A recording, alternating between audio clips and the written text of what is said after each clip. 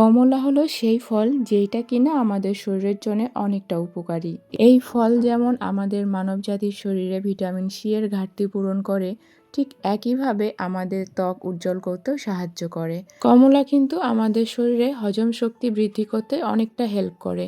তবে হ্যাঁ, এর খোসাও কিন্তু কম উপকারী না। কমলা খাওয়ার পরে এর খোসাটা কখনোই ফেলে দিবেন না। চলুন স্বল্প পরিসরে এই খোসার একটু উপকারিতা সম্পর্কে জেনে আসি। কমলা খাওয়ার পরে আমরা অনেকেই আছি এই খোসাটা ফেলে দেই, কিন্তু এটা ফেলে না দিয়ে যদি এইভাবে স্লাইস করে কেটে রেখে দেই, তারপর রোদে শুকিয়ে এটাকে গুঁড়ো করে রেখে দিলে এইটা ফেস প্যাক হিসেবে আমরা ইউজ করতে পারি। আবার জেলি বানাই যখন আমরা খাবারের জন্য, আমরা সেই জেলিতেও কিন্তু কমলা খোসার সেই গুঁড়োটা ইউজ করতে পারি। আবার আমরা যখন জর্দা পোলাও বা বিভিন্ন ধরনের ডেজার্ট আইটেমগুলো বানাই, সেই সময়ও কিন্তু আমরা কমলার খোসাটা ইউজ করতে পারি। আবার শুকিয়ে রাখার পরে আমরা এই কমলার খোসাটা কিন্তু চায়ের সাথেও খেতে পারি।